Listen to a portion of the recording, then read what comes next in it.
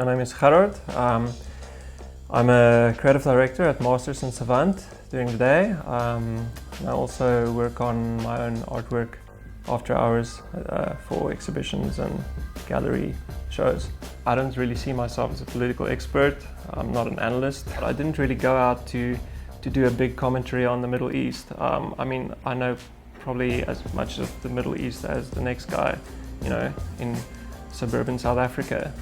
I'm not the best comedian, but I always think humor is like one of the greatest tools that we have, especially in talking about difficult things, especially using satire and irony and things like that, that anyone can relate to.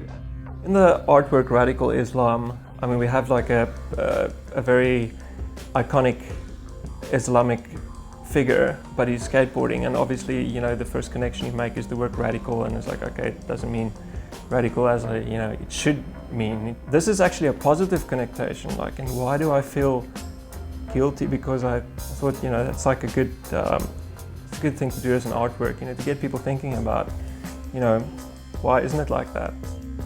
Jihadi selfie, that was actually spurred from something I saw. I can't remember what it was, but it was in one of these CNN reports where they had usually they discovered this guy was from England and he went to Pakistan on training, and there was some photos that was in the newspaper about where he was sitting with some other guys taking a selfie, and I thought, that's quite an ironic setting. Here we have these quite confused guys going out of their own culture to a very foreign place, doing something quite drastic to go fight something they feel strongly about, like the whole Western ideal, which is represented by stuff like social media and, designer brands and selfies. Harbinger is kind of the bringer of bad times. With this one, that was very inspired by how everything was communicated and how an entire culture was almost painted as, the boogeyman. And Deeply Entrenched specifically was a metaphorical installation on how war just repeats, the drawing repeats on all sides and it carries on, you can extend a drawing to infinity and it'll just carry on.